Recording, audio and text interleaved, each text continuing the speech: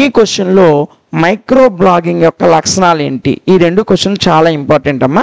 మీకు రేపు ఎగ్జామినేషన్లో short answer question 5th unit నుండి షార్ట్ ఆన్సర్ క్వశ్చన్ ఈ రెండు క్వశ్చన్లో 100కి 100% వచ్చేస్తుంది. చాలా నెంబర్ ఆఫ్ టైమ్స్ ఈ క్వశ్చన్లు రెండిట్లో ఏదో ఒక క్వశ్చన్ ఇచ్చాడు. సో రేపు కూడా ఎగ్జామ్లో 100% ఈ రెండిట్లో ఏదో ఒక క్వశ్చన్ మీకు 5 మార్క్స్కి వస్తుంది. చూడండి, మైక్రో బ్లాగింగ్ లక్షణాలు ఏమిటి అన్నాడు. మైక్రో బ్లాగింగ్లో తక్షణ సందేశాలకు కంటెంట్ ప్రొడక్షన్ యొక్క కాంబినేషన్నే మైక్రో బ్లాగింగ్. తక్షణ సందేశాలు అందించడానికి కంటెంట్ ప్రొడక్షన్ యొక్క కాంబినేషనే మైక్రో బ్లాగింగ్. అంటే ఇన్స్టెంట్ మెసేజెస్, తక్షణమైన సందేశాలను మనం అందించడానికి కంటెంట్ ప్రొడక్షన్ యొక్క కాంబినేషనే మైక్రో బ్లాగింగ్.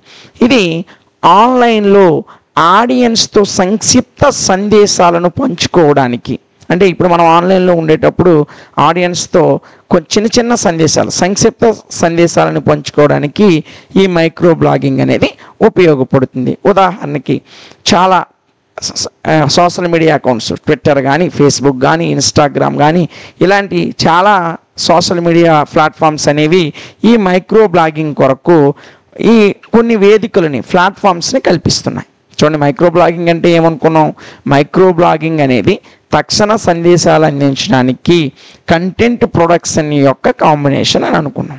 ఇది ఆన్లైన్లో ఉన్న ఆడియన్స్తో తక్షణ సందేశాలు పంపించడానికి, సంక్షిప్తమైన సందేశాలు పంపించడానికి ఉపయోగపడుతుంది. ఈ ఫేస్బుక్, అలాగే ట్విట్టర్, ఇన్స్టాగ్రామ్ ఇలాంటి సోషల్ మీడియా ప్లాట్ఫామ్స్ అనేవి ఈ మైక్రో బ్లాగింగ్ కొరకు వేదికలను ఏర్పరుస్తున్నాయి, ప్లాట్ఫామ్స్ని కల్పిస్తున్నాయి. దేని కొరకు అంటే మైక్రో బ్లాగింగ్ కొరకు. అయితే దీని యొక్క లక్షణాలను మనం చూసినట్లయితే, ముందు వాడు లక్షణాలు అడిగారు కాబట్టి జనరల్గా ముందు 3 పాయింట్లు చెప్పుకున్నాం. మైక్రో బ్లాగింగ్ అంటే ఏంటి, అది దేనికి ఉపయోగపడుతుందని చెప్పాం.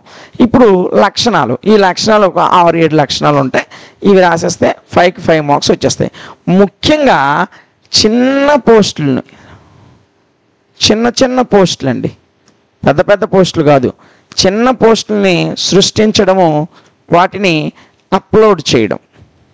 మైక్రో బ్లాగింగ్ యొక్క లక్షణాల్లో మొదటిది చిన్న పోస్టుల్ని సృష్టించడము, వాటిని క్రమంగా అప్లోడ్ చేయడం. అంటే ఇప్పుడు ఒకటి చెప్పి ఎప్పుడో ఒకటి చేయడం కాదు, క్రమంగా ఒక క్రమ పద్ధతిలో రోజుకొకటి, రోజుకి 2, లేకపోతే పలానా టైంలో ప్రతిరోజు ఇలా క్రమంగా అప్లోడ్ చేయడం అనేది మైక్రో బ్లాగింగ్కి ఉన్నటువంటి మొదటి లక్షణం.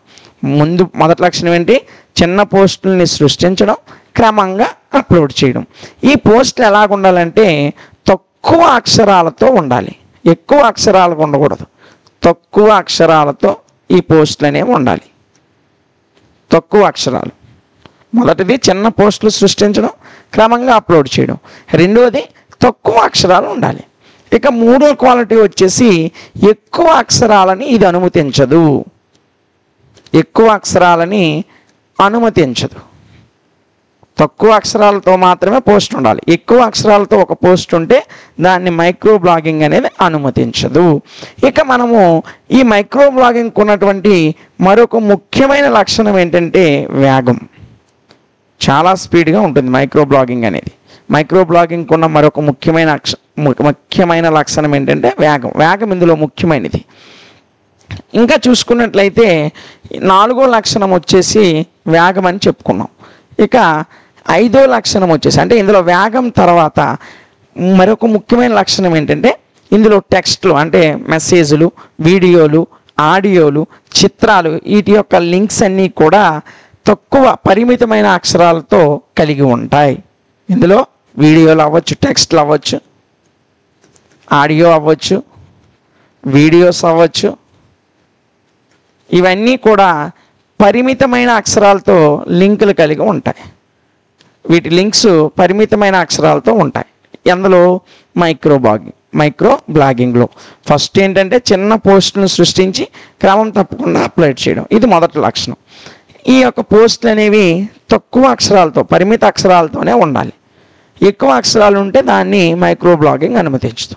ఈ మైక్రో బ్లాగింగ్లో ఉన్న మరొక ముఖ్యమైన లక్షణం వేగం. వేగం చాలా ఇంపార్టెంట్. ఇక ఇంకొక విషయం ఏంటంటే ఇందులో ఇచ్చేటువంటి టెక్స్ట్లు కానీ ఆడియోస్ కానీ వీడియోస్ కానీ వీటి యొక్క లింకులు పరిమితమైన అక్షరాలతో ఉంటాయి. వీటి లింక్స్ పరిమితమైన అక్షరాలతో ఉంటాయి. ఎక్కువ సంఖ్యలో అక్షరాలను అనుమతించవు, అందుకే పరిమిత సంఖ్యలో ఉంటాయి. అర్థమవుతుంది కదా.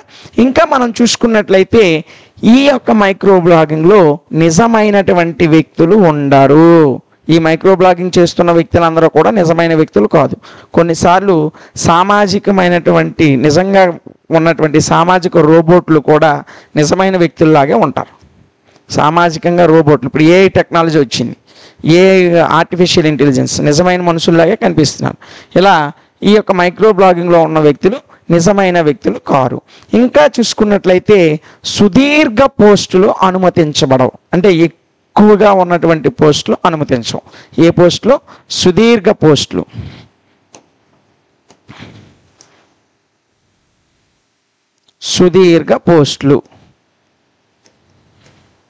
సుదీర్ఘ పోస్టులు అనుమతించబడవు.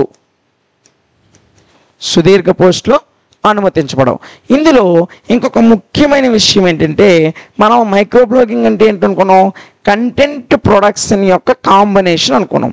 ఈ కంటెంట్ ప్రొడక్షన్ అనేది ఆకర్షణీయంగా ఉండాలి. ఇది దీనికి ఉన్నటువంటి అతి ముఖ్యమైన లక్షణం. ఇదండి మైక్రో బ్లాగింగ్ యొక్క లక్షణాలు. మైక్రో బ్లాగింగ్ అంటే సంక్షిప్త సందేశాలని ఎప్పటికప్పుడు క్రమం తప్పకుండా అందించడానికి ఈ కంటెంట్ ప్రొడక్షన్ యొక్క కాంబినేషన్నే మైక్రో బ్లాగింగ్ అంటాం. ఈ మైక్రో బ్లాగింగ్ అనేది ఆన్లైన్లో ఆడియన్స్కి సంక్షిప్త సందేశాలు అందించడానికి ఉపయోగపడుతుంది.